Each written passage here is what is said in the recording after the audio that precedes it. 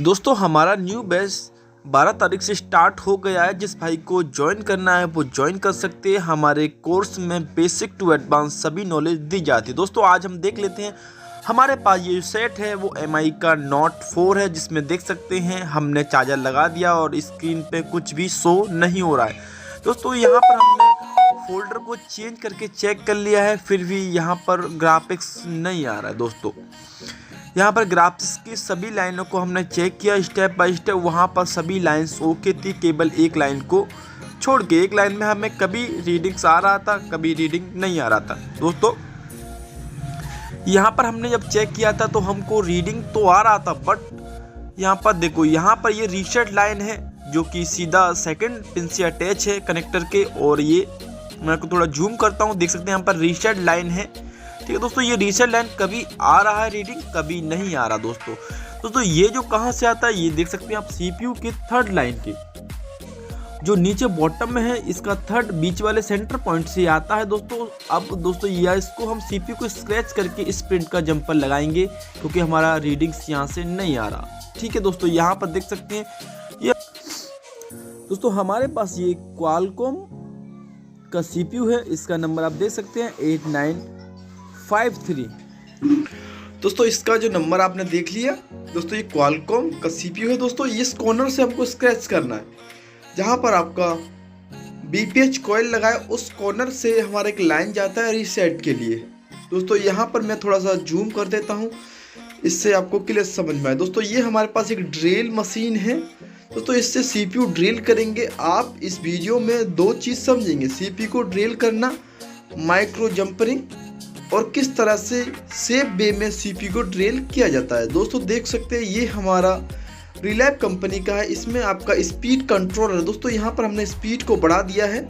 ठीक है दोस्तों, आपको ज़्यादा स्पीड नहीं करना, आप स्पीड एकदम कम स्पीड पे करें आप, क्योंकि आप अगर फ्रेशर हैं, पहली बार कर रहे हैं, तो स्पीड को आप कम करके करें आराम आराम से। केवल आपको ये ब्लैक वाला जो लेयर है ना, जो ब्लैक वाला लेयर आपको शायद दिख रहा होगा। कभी अपने CPU को अगर माइक्रोस्कोप में फुल जूम करके देखा होगा तो आपको दिखता होगा, इसमें आपका CPU का लेयर जस्ट नीचे होता है। ये तो केवल उसका एक कवर होता है जो कि बहुत हार्ड कार्बन का बना होता है। यहाँ पर देख सकते हैं, इसको जब हम स्क्रैच करें तो ये देखो हल्का हल्का सा इसका ब्लैक कलर का जो मटेरियल है वो बाहर निकल रहा है। ठीक है, यहाँ पर इससे ब्रश से साफ कर देते हैं। और दोस्तों इसके बाद अगर थिनर आप लगाते हैं तो थिनर से आपको बहुत फ़ायदा होने वाला है, क्योंकि थिनर इस ग्लू को बहुत जल्दी काटता है। ठीक है, यहाँ पर दोस्तों हम अपनी ड्रिल मशीन से इसे बिल्कुल ही इजीली से, केवल हमको इतना ही काटना है कि ये ब्लैक वाला हिस्सा ही कटे, ओनली ब्लैक वाला पार्ट्स ही कटे। नीचे जस्ट इसके CPU की एक परत है, वो स्क्रैच हो जाएगी तो आपका सेट डेड हो सकता है। दोस्तों ये इसके लिए आपको बिल्कुल सावधानी से काम करना है, माइंड को फ्रेश करके। जल्दबाजी ना करें, जल्दबाजी करेंगे तो कहीं ना कहीं आप अपने CPU को स्क्रैच कर देंगे, फिर आपको दिक्कत होगा। दोस्तों थोड़ी बहुत करने के बाद, जैसे हमारा हाफ CPU स्क्रैच होने के बाद, आपको सर्जिकल ब्लेड लेना है। यहाँ पर देखो हमने जूम कर दिया, इससे आपको क्लियर समझ में आए कि हम इसमें कर क्या रहे हैं। दोस्तों यहाँ पर हमने ये थिनर लगा दिया है। दोस्तों ये थिनर चाहे तो आप थिनर लगा सकते हैं, या और भी किसी कंपनी का अच्छा लिक्विड लगा सकते हैं, जो आप चाहें तो यहाँ पेट्रोल का भी इस्तेमाल कर सकते हैं। दोस्तों ये तीनों चीज़ ही कार्बन को बहुत जल्दी से काटती हैं। यहाँ पर देखो हम इसे साथ के साथ साफ करते जाते हैं, इससे क्या है हमको समझ में आए कि जो हम स्क्रैच कर रहे हैं कहीं हमारा गलती से लेयर ना स्क्रैच हो जाए। ठीक है, यहाँ पर हमने बहुत ही सावधानी से ब्लेड्स को चला रहे हैं, बिल्कुल आहिस्ता आहिस्ता। ठीक है, यहाँ पर हम CPU को स्क्रैच कर लेते हैं।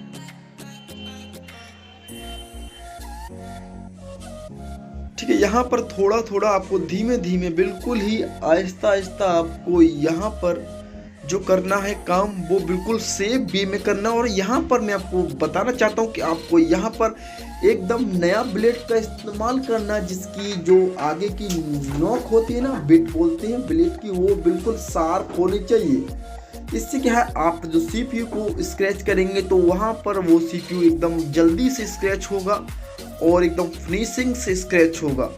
ठीक है, और साथ के साथ आप इसमें थिनर लगाते जाएं। थिनर से फ़ायदा ये है कि ये जल्दी से आपका कटेगा और आपका आसानी से ये जो आपका सीपीयू वो स्क्रैच हो जाएगा। जैसे कि आप जानते हैं जब हम कहीं पर भी, जैसे अगर हमें मिट्टी में अगर गड्ढा करना है तो मिट्टी अगर ठोस है तो वहाँ पर हम पानी यानी लिक्विड डालते हैं। इससे क्या है, मिट्टी थोड़ी सी नरम हो जाती है और हमको काटने में आसानी होती है। वही फॉर्मूला आपको यहाँ पर आजमाना है, सेम टू सेम।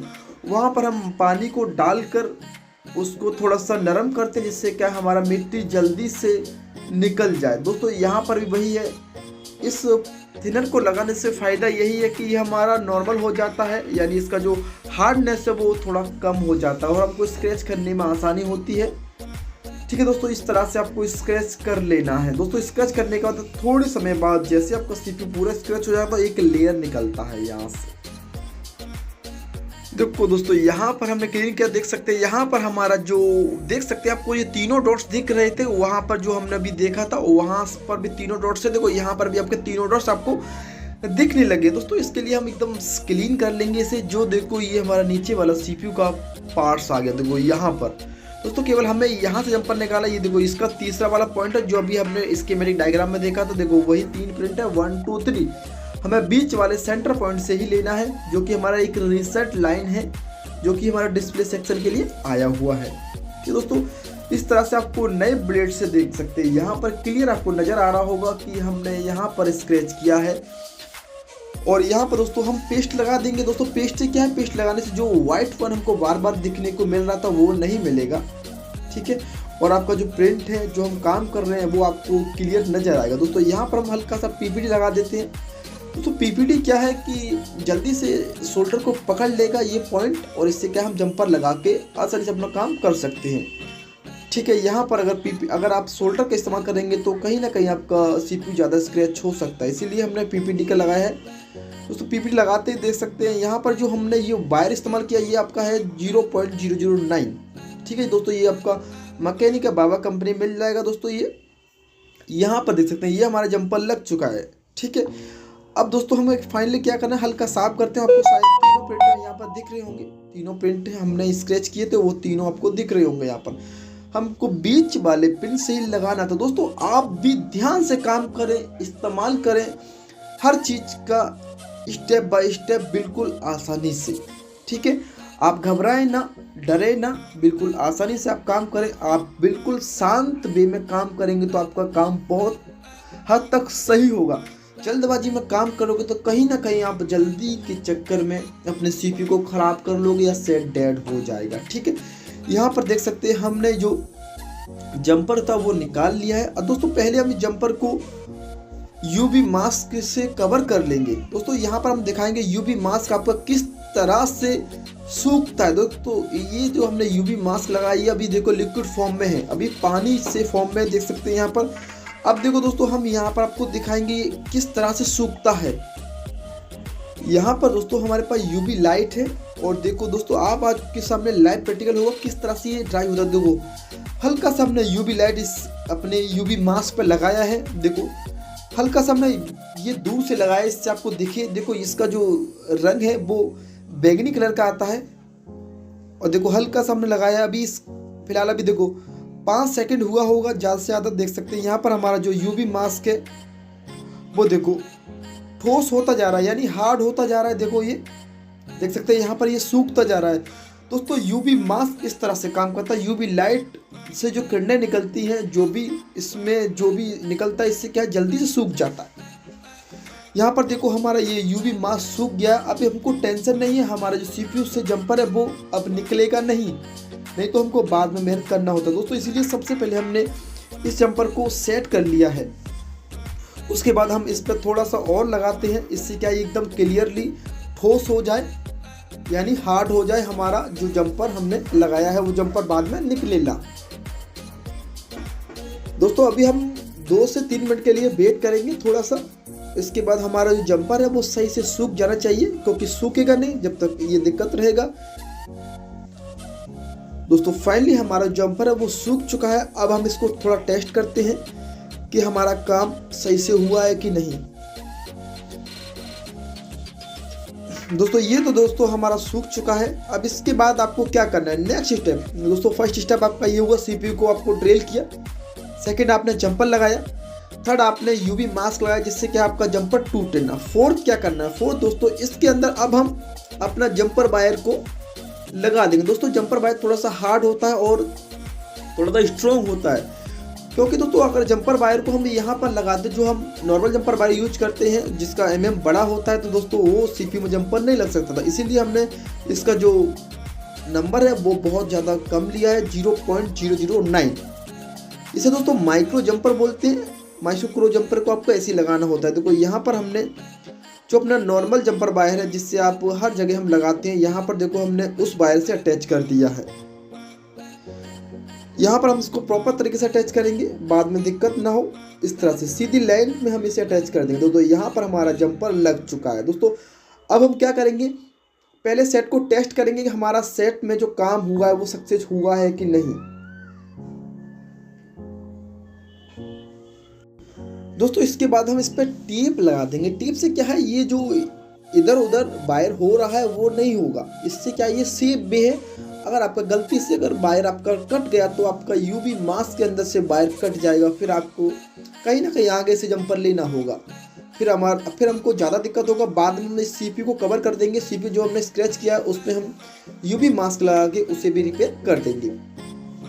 अब हम यहाँ पर समझते हैं दोस्तों, अब हमको इस वायर को वहाँ तक ले जाना है जो हमारा सेकंड पॉइंट पर रीसेट लाइन नहीं आ रहा है, वहाँ तक ले जाना है। तो दोस्तों इसके लिए हम इस हॉल का इस्तेमाल करेंगे, क्योंकि सबसे नज़दीक यही हॉल है जिसमें हम अपने वायर को पास कर सकते हैं। तो यहाँ पर जो हमारा वायर था वो पास हो चुका है और आप देख सकते हैं हमको जंपर कहाँ लगाना है। अभी स्टार्टिंग हमने देखा ही था सेकंड पॉइंट पर, जहाँ पर दोस्तों हमारा 1 किलो ओम का रजिस्टर लगा हुआ है। तो जो सीपीयू से हमारा रीडिंग्स आ रहा है उस रीडिंग हमारा 400 आ रहा है। ठीक है दोस्तों, ऐसा क्यों?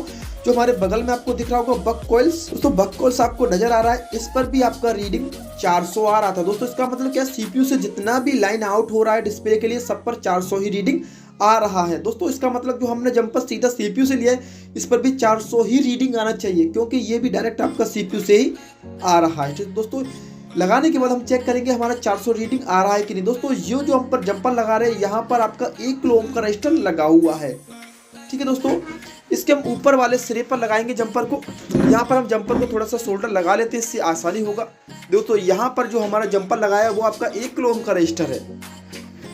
ये आपका जो जंपर लगाया है ना हमने, ये 1 किलो ओम का रजिस्टर है। इसका मतलब हमको यहाँ पर रीडिंग 1400 आना चाहिए, क्योंकि सीरीज में लगने वाला कंपोनेंट की वैल्यू जुड़ जाती है। तो समझो सीपीयू से 400 आ रहा है और इसका कितना हो गया, 1 किलो ओम, यानी 1000 ओम हो गया। 1 किलो ओम का मतलब 1000 ओम, तो 400 वो हो गया सीपीयू से आने वाला और 1000 इसका हो गया ओम का। तो रीडिंग कितना आएगा, हमको 1400 रीडिंग आना चाहिए, जो कि हम सेकंड पॉइंट पर चेक करेंगे। तो ठीक है, अभी हम चेक कर लेते हैं। दोस्तों जब आपने ऊपर चेक किया तो 400 आ रहा था, नीचे देख सकते हैं आपको 1400 रीडिंग आने लगा, क्योंकि ये जो लगा है ना रजिस्टर ये आपका 1 किलो ओम्स का है। इसका मतलब 1000 ओम हुए। ठीक है, 1000 ओम और 400 हमारा सीपीयू से आ रहा है। इसका मतलब 400 प्लस 1000 1400 हमको रीडिंग मिला। इसका मतलब हमारा लाइन एकदम ओके है, रजिस्टर भी सही लगा है और हमारा कनेक्टिविटी सही से हुआ है। दोस्तों अब हम चेक करते हैं, एक बार दोबारा चेक कर लेते हैं। देखो यहाँ पर 400 है, यहाँ पर ये 1000 ओम का रजिस्टर है। ठीक है, इसका मतलब हमारा 1400 यहाँ पर परफेक्टली आ गया है रीडिंग। दोस्तों इसी तरह से आपको रीडिंग चेक करना है। जो आपको रीडिंग सारा सीपीयू सारा पर डिफरेंट आपको रीडिंग कैसे मिलता है, उसमें बीच में रजिस्टर लगा दिया जाता है सीरीज में। तो यहाँ पर हमारा जंपर लग चुका है, अब हमारा रीडिंग भी आ गया। अब हम सेट को चेक करेंगे कि हमारे सेट में एक्चुअल जो ग्राफिक्स नहीं आ रहा था, देख सकते हैं यहाँ पर हमने जंपर लगाया है। अभी हमने सीपीयू को कवर नहीं किया, सीपीयू को हम बाद में कवर कर देंगे। यहाँ पर हमारा जंपर लग चुका है। अब हम फाइनली हमने यहाँ पर सब कुछ चेक कर लिया। अब हम सीधा सा बोर्ड में फिटिंग करेंगे। एक बार हम टेस्ट कर लेते हैं। हाँ, यहाँ पर रीडिंग सही है, लास्ट हमारा यहाँ पर रीडिंग सही दोस्तों ओके है। अब हम एक बार फिट करते हैं और चेक करते हैं कि हमारा कहीं ना कहीं जो हमारा रीसेट लाइन पहले मिस था, अब हमारा सीपीयू ड्रिल करने के बाद जो जंपर हमने लगाया है अब हमारा सेट चालू होता है कि नहीं। दोस्तों उम्मीद करता हूँ कि ये सेट चालू होना ही चाहिए, क्योंकि इसमें जो प्रॉब्लम था उसको हमने फाइंड आउट कर दिया है। माइक्रो जंपर करके सेट को हमने जंपर लगा दिया है। यहाँ पर देख सकते हैं जंपर हमारा लग चुका है। अब हम चेक करते हैं इसे। दोस्तों हमने बोर्ड को फिट कर दिया है सेट के अंदर। दोस्तों यहाँ पर देख सकते हैं हमने डिस्प्ले का जैक लगा दिया, जंपर हमारा लगा हुआ है और हमारा जो बैटरी हम लगाते नहीं है, सीधा डायरेक्ट चार्जर लगाएंगे, क्योंकि हमारे MI के सेट चार्जर लगाने पर सेट बूट कर जाता है। यहाँ पर हमने चार्जर लगाया है और आप देख सकते हैं स्क्रीन में MI का लोगो आ गया है। दोस्तों इसका मतलब जो हमने काम किया था सक्सेसफुली डन हो चुका है। दोस्तों उम्मीद करता हूँ आपको इस वीडियो से बहुत कुछ समझ में आया होगा। माइक्रो जंपर कैसे लगाते हैं, CPU को ड्रिल कैसे करते हैं सेफ वे में, और किसी भी लाइन को ट्रेस कैसे किया जाता है। दोस्तों उम्मीद करता हूँ वीडियो अच्छी लगी तो चैनल को सब्सक्राइब कर लेना, वीडियो लाइक कर लेना। हमारा नया चैनल, हमारा जो नया बैच है वो स्टार्ट हो गया है। जय हिंद, जय भारत, वंदे मातरम।